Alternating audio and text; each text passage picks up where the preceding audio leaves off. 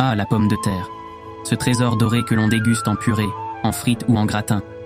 Mais saviez-vous qu'il fut un temps où ce tubercule humble était méprisé, presque banni des assiettes? Heureusement, un homme avait foi en ces patates, qu'on appelait alors nourriture pour cochons. Cet homme, c'est Antoine-Augustin Parmentier, le chevalier servant des pommes de terre.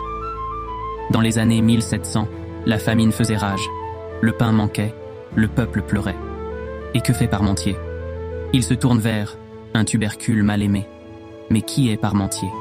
C'est un jeune pharmacien militaire, agronome et nutritionniste. Mais en 1757, il est capturé par les Prussiens pendant la guerre de 7 ans.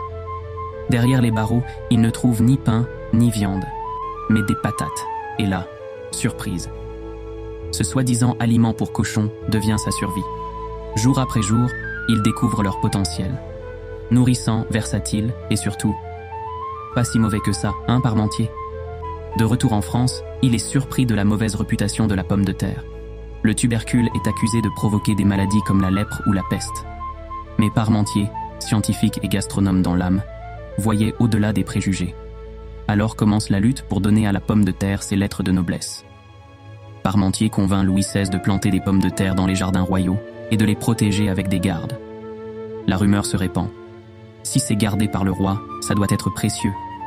Une fois la garde baissée, les paysans volent les plants, croyant détenir un trésor royal. Et boum! La patate entre dans les assiettes.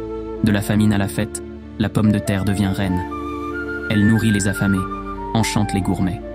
Tout ça grâce à un homme visionnaire, un héros du quotidien, qui osa croire en la force d'un tubercule. Alors, la prochaine fois que vous croquez dans une frite ou dévorez un hachis Parmentier, dites merci à Antoine-Augustin Parmentier. Sans lui, vos repas seraient beaucoup moins croustillants. N'oubliez pas de vous abonner pour enrichir vos connaissances.